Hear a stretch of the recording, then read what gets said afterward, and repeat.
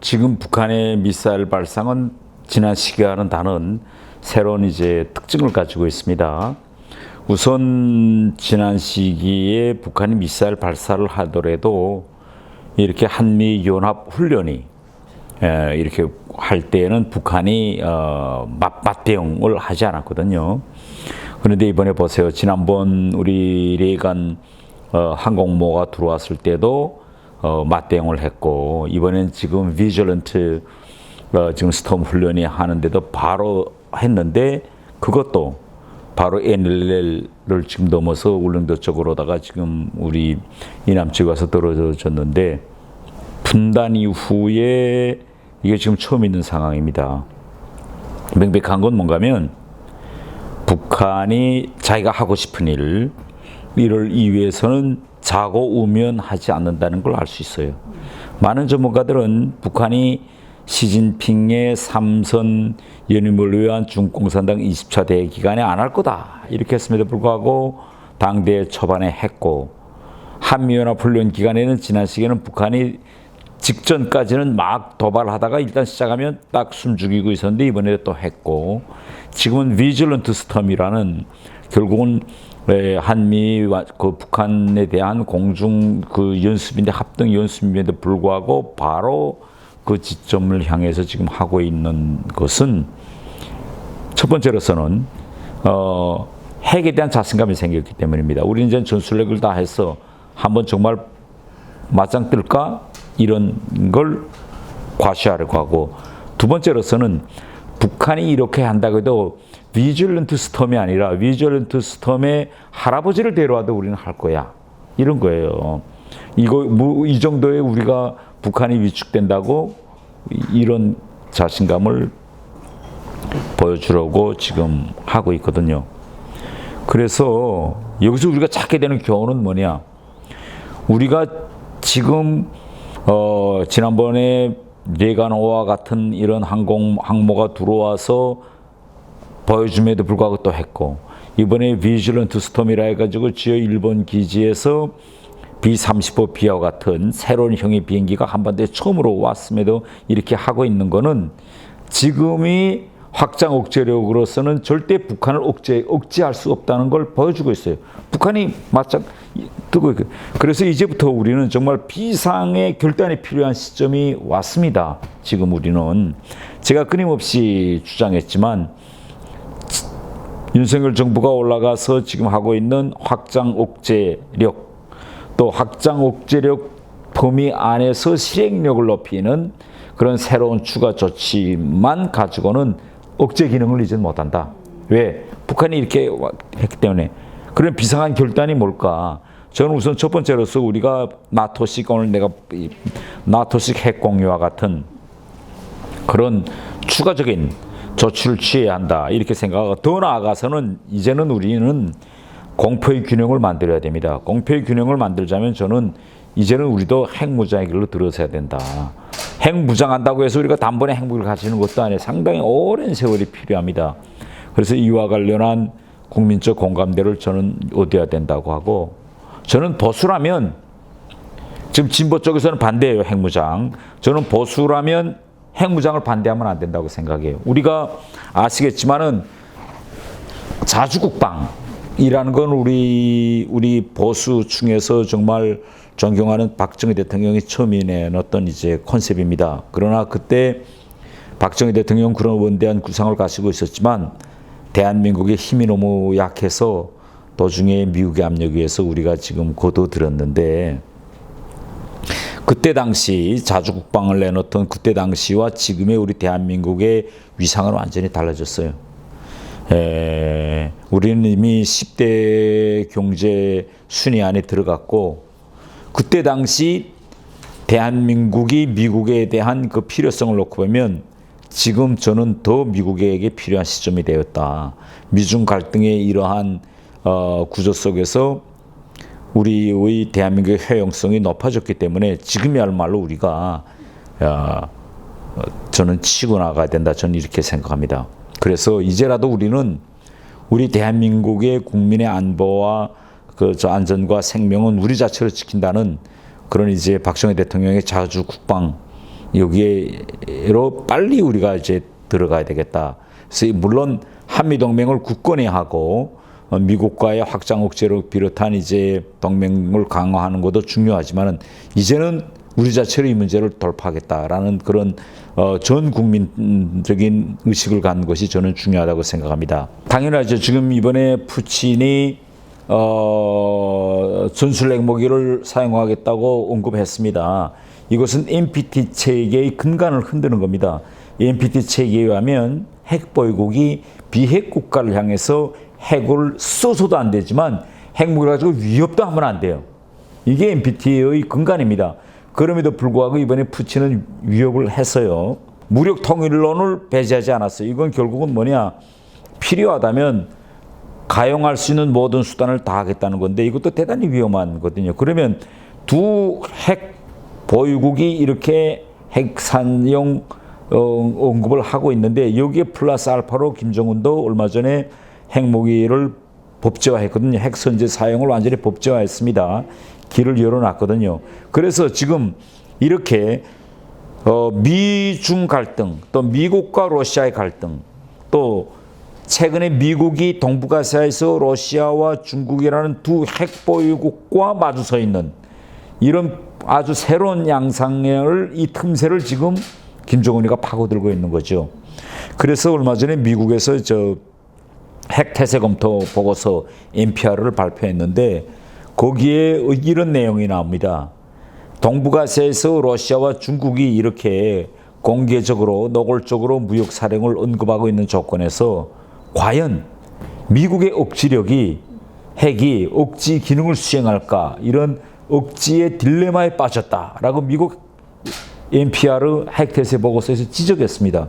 그래서 우리는 이러한 미국의 이런 딜레마 여기에 대응할 수 있는 충분한 준비를 지금부터 저는 갖춰야 한다고 저는 생각합니다. 김정은 정권이 지난 10년 동안 무력 구조에서 북한 무력 구조에서 대대적인 그런 이제 질적 변화를 가져왔습니다. 어떤 질적 변화냐? 남북 간의 재래식 무력 충돌에서는 북한이 열세하다는 걸 대담하게 인정하고 이제는 북한도 재래식 부문에 대한 투자는 대폭 줄이고 대신 핵 미사일 분야에 대한 투자를 대대적으로 늘렸습니다. 그래서 지난 시기에는 재래식 무력과 핵무기를 아주 균등하게 발전시켜 나갔는데 이제는 북한도 재래식 무력은 이제는 안 된다는 걸 인정하고 이 분야로 완전히 올인했어요. 그래서 김정은이 들어와서 지금 전략 핵 로켓 사령부라는 걸 만들었거든요. 전략 사령부라는 걸 만들었어요. 그렇기 때문에 이렇게 북한의 무력 구조가 변하고 있는데 우리는 아직도 전반적인 북한의 변화에 대응하는 구조적인 변화를 하나도 가져온 거 없습니다. 그리고 우리가 지금 이야기하고 있는 확장 억제력은요. 2010년대에 우리와 미국 사이에서 논의된 걸 지금 이제야 다시 5년 동안 안 하던 일을 지금 부활시키고 있는 겁니다. 그래서 우리 빨리 대한민국 무력도 이제는 전략사령부를 빨리 만들어야 돼요. 우리도. 예. 지금 우리 전략무기 분야에서는 완전히 전략자산은 미국에 의존하고 있는데 이런 인식에서부터 빨리 벗어나서 우리 자체로 전략사령부를 만들고 우리 자체로 전략무기를 만들기 위한 이제 길로 가야 합니다. 그래야 매칭이 되고 대칭이 되지 지금은 전혀 우리는 대칭이 안 되거든요. 북한과. 핵무기를 사용할 것이냐 말 것이냐라는 판단에서 저는 대단히 위험하다고 생각합니다. 우선 첫째로 거기서 이야기한 거는 핵무력 북한에 대한 그런 위협이 임박했다고 할 때는 먼저 선제적으로 쓰겠다 김정은이 이게 돼 있고 그보다 더 위험한 거는 북한의 지도부가 비상 상황에 처했을 때 말하자면 김정은이 6.5 총핵을 사용할 결정권자가 뭐 죽었다거나 6.5 상태에 빠졌을 때는 어떻게 할 거냐. 그때는 이미 세워진 작전 방향에 따라서 정해진 타격물로 핵을 쏘라. 이걸 법제화했어요. 그러면 김정은이 있던 없던 북한 핵무기는 자동적으로 이거 한다. 예를 들어서 핵을 사용하지 말아야 할 이런 상황이 되었음에도 불구하고 자동적으로 북한 핵무기가 발사될 수 있는 이런 이제 구조를 법으로 만들어 놨다는 건 이건 대단히 위험한 겁니다. 대단히 위험한 바로 이제 북한은 헌법상 요구뿐만 아니라 당규약에 명백히 북한에서는 조국 통일이라는 거 하거든요. 예, 조국 통일. 그러니까 한반도 무력 적화 통일이 북한 노동당의 최종 목표로 되어 있습니다. 여기에 모든 국가 정책이 복종하고 있고 총력적으로 기울이고 있거든요. 그래서 정말 이제는 우리가 너무 안일하게 대응했어요. 이제라도 우리가 정신을 차리고 우리가 대응하지 않으면 정말 되돌릴 수 없는 이런 상황이 전 된다고 생각하고, 지금까지 우리가 역사 발전을 보면 임진왜란 때도 그렇고 일본이 그렇게 준비하고 있는데도 걱정을만 하면서 아무런 준비도 안 했고, 그 다음에 우리 6.25 때도요, 6.25 때 보면 북한이 탱크를 다 저희 38선으로 옮겨놓고 칠 준비를 하고 있었지만 그때 당시 설마 이렇게 생각하면서 준비를 안 했거든요. 이 설마 때문에 결국은 당한 겁니다. 예, 그래서 저는 이제라도 전 그런 인식을 대담하게 깨버리고, 네, 이 공포의 균형을 만들기 위한 단계적 로드맵을 만들고, 그리고 거기에 맞게 순차적으로 우리 국가도 이제는 총력전을 저는 기울여야 된다고 생각합니다. 당연히 핵보유국 인정입니다. 예, 북한은 이제 7차 핵실험을 어마어마한 거 할 거예요. 예, 지금 6차까지 핵실험과 완전히 차원이 다른, 과연 그게 뭐 임박했느냐 아니면 좀 더 시간을 두고 좀 더 준비를 해서 할 거냐. 어쨌든 전술핵으로 가는 로상에서 북한이 전술핵을 충분히 가지고 있다는 걸 보여줄 수 있는 그런 어마어마한 시험과 ICBM 실험 할 겁니다. 그리고 일단 북한은 미국과 핵 보유국 인정을 위한 핵 군축 협상을 저는 할 거라고 생각합니다. 이런 측면에서 얼마 전에 이제 미국 군축 이제 차관이 북한이 대화에 나온다면 핵 군축 협상도 할 수 있다라는 발언이 대단히 부적절한 발언입니다. 물론 그 후 미 국무부에서 핵 군축 협상 가능성을 일축했지만은 자꾸 미국 조야에서 이런 말이 도간도간 흘러나오는 것은 북한에게 그 어떤 기대 수치를 높일 수 있는 이런 발언입니다. 그래서 미국은 물론 우리 정부도 미국 조야가 진짜 이제는 북한 비핵화는 물 건너간 거 아니냐, 관리 방향으로 가야 되겠다. 그래서 핵 군축이라도 해서 미국으로 향한 이런 위협을 줄이는 편으로 가야 되지 않을까라는 논조가 나오지 않는지 우리 정부도 이제는 신경을 이제 집중해야 될 이런 좀 때라고 저는 생각합니다. 미국이 지금 현재 공식 입장은 이겁니다. 조건부 없는 협상을 하자. 그렇죠. 그럼 조건부 없는 대화에 나가서 북한과 미국 사이의 소위 하노이 딜은 그건 핵 군축이거든요. 핵 군축 협상과 같은 그런 하노이 딜과 같은 데로 거의 간다면, 그러면 결국은 북한의 핵 보유국주의는 인정받는 거죠. 예. 지금까지 북한이 그 여러 가지 뭐 핵 기폭장치 실험이라든가 수소탄 실험이라든가 이런 걸 했지만은 객관적으로 우리가 들여다볼 때 이제는 전술핵을 완성했구나라는 걸 객관적으로 우리가 알 수 있는 그런 이제 명백한 실험은 아직 안 했거든요. 그래서 북한의 핵 실험하고 날 때마다 북한의 레토릭과는 달리 전문가들의 평가는 대단히 각이했습니다. 근데 이번 7차 핵실험은 모든 전문가들이 이제는 이거다라고 인식의 공통된 인식에 평가가 나올 수 있는 그런 핵실험을 저는 할 거다. 그래서 완전히 북한의 핵보유국 지위의 대못을 받는 그런 핵실험을 할 거라고 저는 생각합니다. 아마 7차 핵실험까지 하면 세상이 대단히 깜짝 놀라지 않을까 저는 이렇게 생각하고, 인도나 파키스탄도 6차까지밖에 안 했거든요. 그러니까 물론 안 된다고 생각하면 안 되는 거고 예, 무조건 이거 해낼 거야라고 생각하면 할 수 있는 겁니다. 가장 여러 가지 가능한 방법은 미국 핵 잠수함의 우리 근해 배치입니다. 예, 이거는 어느 위치에 있는지 알 수도 없고, 미국과 우리 사이에 합의해가지고 순환 배치, 핵잠수함 순환 배치 같은 걸 우리가 이루어낸다면, 그러면 이제 북한 정권에 대단히 큰 그런 이제 것도 될 수 있고, 또 다른 하나는 제가 이번에 그 나토 핵 공유 그 현상을 보려고 이제 그 튀르키예에 갔다 왔거든요.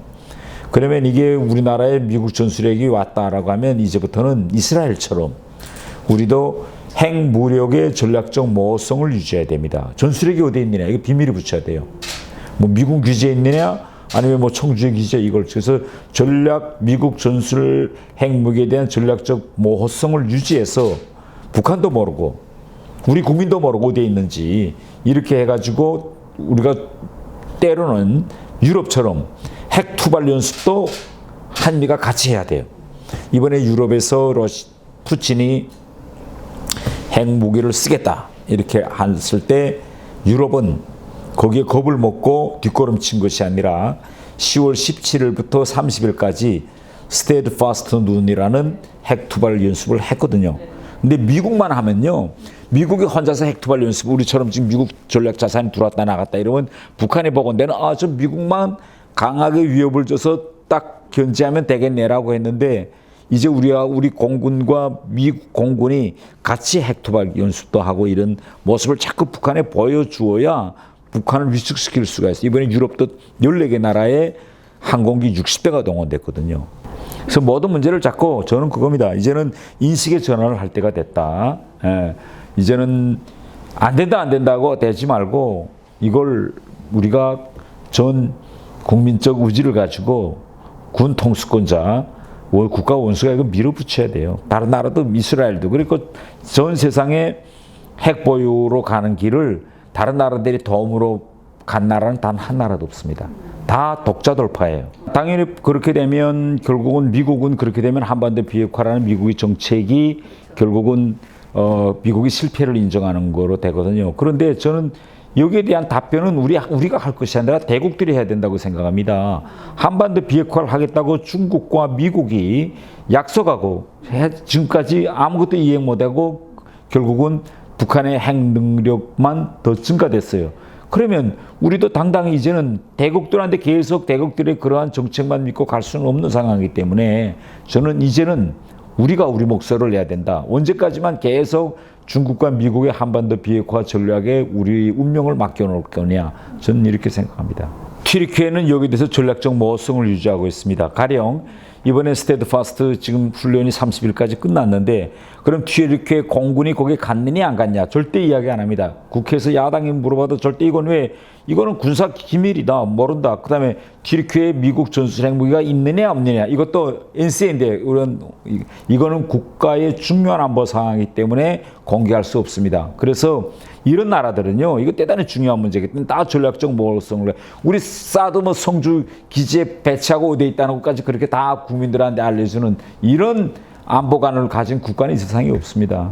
저는요, 미국이 딱 같은 말을 유럽에서도 했습니다. 소련이 핵무기를 가지고 쓴다면 그러면 미국과 소련 사이에 결국은 핵전쟁이 일어나게 되고 이렇게 되면 둘 다 죽는다. 상호 확증 파괴 전략에 의해서 둘 다 죽는다고 이렇게 했지만 프랑스 같은 나라는 그걸 누가 믿어? 미국이 파리를 위해서 워싱턴이나 뉴욕을 양보한다고 우리 프랑스 사람들은 그걸 믿을 수 없다. 그래서 독자 핵무기를 했고 영국도 그 말을 어떻게 믿냐 했고 독일 같은 나라도 이태리도 그 말을 어떻게 믿느냐 해서 결국은 그 나라들을 안심시키고 달래기 위해서 내놓은 게 나토식 핵공유입니다. 예. 그렇기 때문에 저는 미국의 그런 핵태세 검토 보고서 아니 그건 어쨌든 외국 보고서고 미국 사람들의 레토릭이잖아. 거기에 우리 모든 걸 맡겨놓고 그러면 미국이 북한에 대해서 너희 그러면 진짜 죽어 가만히 있어 끔찍하지 말라고 경고했으면 북한이 놀라서 위축해야 되잖아. 위축 안 되니까 아무런 의미도 없는데 그게 무슨 의미가 있어요. 지금 NLL 넘어서 우리 울릉도 쪽으로 미사일 와서 떨어졌는데 그러면 이 상태에서 그러면 뭐 스톰 비질런트 스톰보다 더 큰 대응 우리가 할 수 있는가요? 지금 현 시점에서 전쟁이 일어난다 안 일어난다 이걸 누구나 다 학술적으로 이야기할 수 있다면 이 세상에 전쟁이라는 게 있었을까요? 예, 그러나 우리가 한 가지만은 뭔가면 전쟁을 막는 최상의 방도 특히 핵을 가진 국가를 억제할 수 있는 방도는 지금까지는 공포의 균형밖에 없습니다. 너 쓰면 죽어. 그러니까 가만히 있어 이거밖에 없어요. 현실적으로. 그렇게도 다 세상도 걸로 갔고 인도나 파키스탄도 그렇게 했고 이스라엘도 그렇게 했고 유럽도 그렇게 했고 근데 우리는만 왜 안 된다는 거예요. 예?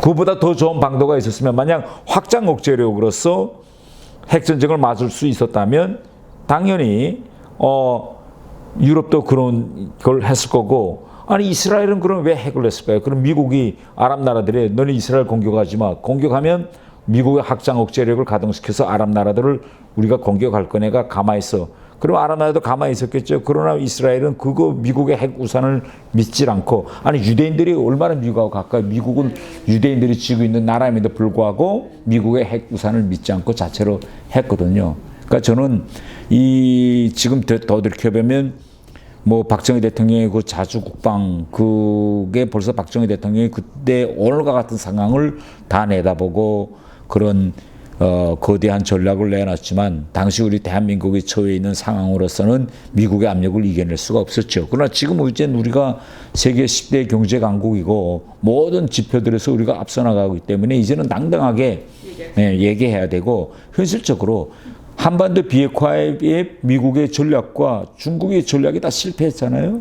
북한을 놓치지 못했잖아요. 그러면 이제는 우리 안 되다가 결국은 이게 이 문제에 대해서는 우리가 자주권을 가지고 있다는 걸 미국에 당당히 말해야 된다. 저는 이렇게 생각합니다. 예. 이럴 때만이 북한을 위축시킬 수 있어요. 만약 지금 우리한테 핵무기가 있으면 북한이 그렇게 NLL을 넘어서 미사일을 쏠 것 같으세요? 김정은 체제는 성공한 측면도 있고 실패한 측면도 있어요.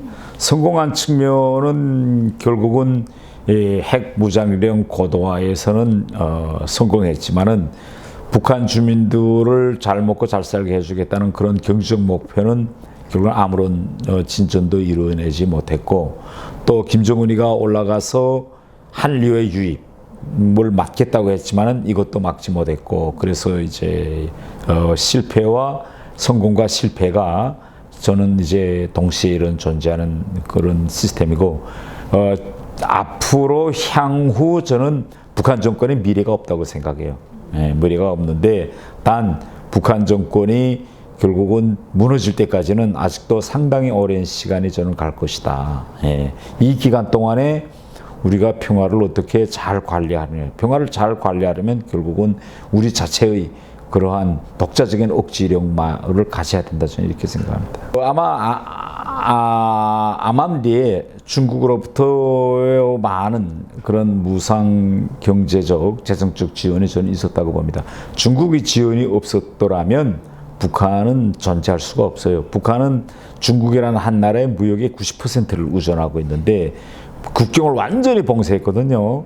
저렇게 완전히 봉쇄하면서도 북한이 저렇게 돌아가고 있다는 것은 뒤에서 중국으로부터의 상당한 지원이 있었다는 걸 의미합니다. 그리고 유엔 무대에서도 지금 보세요.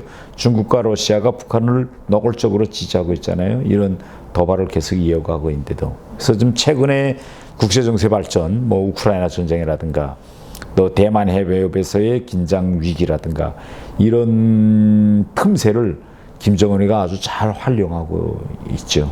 중국으로서도 대만을 무력으로 통일하려면 중국이 제일 걱정하는 거는 한반도인 주한 미군이 대만 지역으로 투입될 것이냐, 어느 정도까지 미군이 대만에다 무력을 모을 것이냐, 이게 제일 중국의 최대 관심이니까 김정은이가 지금처럼 이렇게 떠들어 주어서 미군이 앞으로도 한반도에 묶여있게, 지금 현실적으로 미군은 두 곳에서 전쟁을 치르기 대단히 힘든 전략이거든요.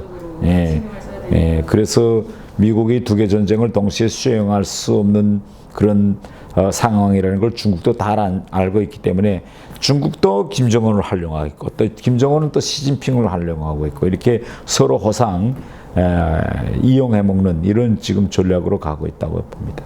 북한은 이렇게 하면 돼요. 북한은 70여 년 동안 핵과 미사일을 연구하고 발전시켜 온 나라입니다. 때로는 우리가 보건대는 거기서 이제 그 온앤오프가 있어가지고 잠정 중단도 하고 이랬지만은 그렇다 해서 북한의 시스템 자체가 그러한 연구와 개발을 중단하진 않아요. 그러니까 우리가 2018년 이후부터 북한이 그렇게 큰 미사일 도발도 안 하고 평화 무드 때는 가만히 있었잖아요. 그러면 겉보기에는 가만히 있지만은 그 밑에서는 엄청난 연구 사업과 투자가 있었어요. 김정은이가 2021년 지난해 1월 8차 당대에서 향후 북한이 나아갈 국방계획 5개 년 계획이라는 걸 발표하고 전략적 목표들을 했는데 그 목표들을 한번 보세요. 북한이 내세운 목표는 미국과 러시아, 중국의 버금가는 핵보유국이 되겠다는 겁니다. 지금은 아무것도 아니에요. 지금은 미사일이죠. 첫 번째, 그 목표의 첫 번째가 전술핵 미사일 완성입니다. 두 번째가 초대형 핵폭탄이에요. 세 번째가 핵잠수함을 건설하겠다는 겁니다. SLBM을 완성해서. 그 다음에 네 번째가 15,000km 범위 안에서 임의의 목표에 대한 타격 명중률을 높이겠다는 거예요. 그러니까 이 정도 능력을 가지려면요, 이거는 미사일뿐만 아니라 정찰 위성까지도 돼서 딱 정확히 계산해. 그래서 다섯 번째가 북한이 정찰 위성을 개발해서 우주에다 올려놓겠다고 했어요. 그 다음에 여섯 번째가 뭐냐? 중심 500km 내에 이미 이곳까지 들여다볼 수 있는 드론을, 무인기 드론을 완성하겠다고 했습니다. 이걸 완성하면요, 북한의 무력은요, 미국과 중국, 러시아하고도 맞짱 뜨자는 능력까지 갔어요. 그런데 이렇게 많은 계획 중에서 지금 우리가 직면하고 있는 가장 1단계 전술 핵무기만 지금 우리가 보고 있어요. 앞으로 북한은 이건 어느 년 동안은 못해요. 절대. 그렇죠. 어느 년 동안 절대 못합니다. 단 김정은이가 이런 계획을 수립하고 있으면요, 야금야금 속도와 시간에서는 차이겠지만 북한은 그 길을 계속 갈 겁니다. 이렇게. 왜? 벌써 이렇게 계획을 수립하고 있다면 벌써 거기에 대한 인력, 업무 배치 다 돼 있어요. 너는 전술핵 배치죠. 너는 초대형 핵폭탄죠. 너는 뭐 핵잠수함죠. 너는 SLBM죠. 너희 연구소는 정찰 위성죠. 너희는 500km 드론죠. 다 돼 있어요. 이걸 각 부처에서 10년, 20년 동안 하고 있다가 이번에 여기서 완성됐습니다. 여기 거 쓰고, 다음 저짝 연구돼서 우리는 이것도 했습니다. 이것도 쓰고, 이런 거죠. 그리고 우리가 북한의 경제적 구조가 약하고 능력이 약하기 때문에 많은 사람들이 북한을 좀 이렇게 낮게 보는 그런 경향이 강한데, 우리요, 한국인들도 그렇지만 북한인들도 그렇고 이 남북한의 우리 민족이 머리가 대단히 좋은 민족이에요. 네, 우리 민족이 돈만 투자되고 정책만 선다면 반드시 해내는 그런 아주 좋은 그런 DNA를 가지고 있는 민족이기 때문에 그러한 기술자들이 북한에 다 있어서 그건 시간이 걸릴 뿐이지 미국이 하고 러시아가 하고 대한민국이 하는 건요, 북한도 다 할 겁니다. 제가 2000년부터 영국을 드나들었어요. 2000년부터 영국을 계속 드나들었는데 한국 대사관은 시내 중심에 있어요. 버킹엄 궁부터 이제 아주 가까운 곳에 있고, 그래서 또 영국에서 근무할 때도 한국 외교관들하고 많이 조회했고 이런데 영국에서 한국과 북한의 외교 역량은 인적 구성이나 자금력에서는 대비도 안 됩니다. 북한 대사관의 외교관 수는 3명이고 한국은 60명이고 그 다음에 60명이던가 20명 안에 북한이 3명이고 우리는 한 30명 되는 것 같아요. 그 다음에 재력에서는 자금력에서는 북한이 12만 불이고 예산이 한국이 아마 270만일 거예요, 불이. 그러니까 한 60배 차이나 이런 거대한 이런 차이를 두고 이제 남북이 거기서 외교전을 벌이고 있는데, 그래서 저는 거기에서 있을 때 항상 한국 대사관에 불친하면서 저 대사관에 있는 한국 외교관들 얼마나 좋을까, 저렇게 많은 인력과 많은 자금을 쓰면서 영국 사람들하고 외교를 벌이고 있으니 대단히 들어가 보고 싶었는데 이번에 들어가 봤죠. 국정감사 첫 방문이 국정감사하러 들어가서 제가 한국 외교관들 다 있는 데서 제가 내가 이 건물에 대단히 들어오고 싶었었는데 오늘 처음으로 들어왔는데 첫 방문이 국정감사라고 하니까 다 웃으시더라고요. 저는 이것만은 좀 저는 숙명이 저는 꼭 한국이 핵을 가지는 날을 보고 싶어요. 나는 지난 30년 동안 북한 외교관으로 하면서 정권의 그런 강제적인 그런 요구에서 북한이 왜 핵무기를 가져야 하느냐라는 걸 끊임없이 외국인들한테 내가 그 당위성을 설명하고 정당하고 일을 했거든요.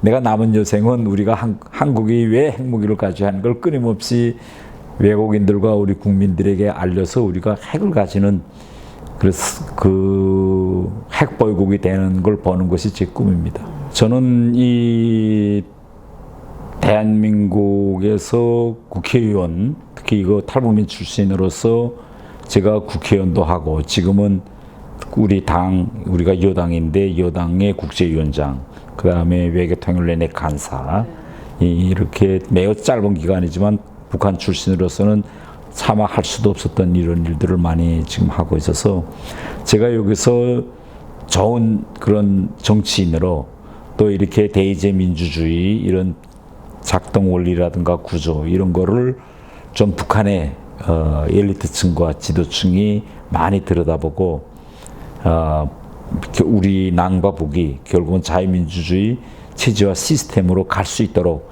제가 가운데서 매개물 역할도 하고 그런 창구 역할도 하고 이런 걸 좀 제가 해보고 싶습니다. 아마 해외에 나와 있는 북한 외교관 제 선후배 동료들이 매일 인터넷을 통해서 제가 뭐 하고 있는 걸 항상 들여다볼게요. 들여다보면서 향후 북한의 미래에 대한 새로운 비전과 그런 출구 이런 걸 좀 저를 통해서 보면 좋겠습니다. 우선 첫째로 이 핵 문제와 관련해서 저는 확장 억제력 플러스 알파 새로운 그런 우리의 안보 구조, 그 다음에 뭐 전략사령부 뭐 설치라든가 이런 정말 현실성 있는 그런 구조적 변화를 국회의원으로서 좀 이루도록 정치인으로서 이렇게 목소리를 냈으면 좋겠고, 그 다음에 이 지금 여야 사이의 대북 정책에서 완전히 지금 갈라져 있거든요.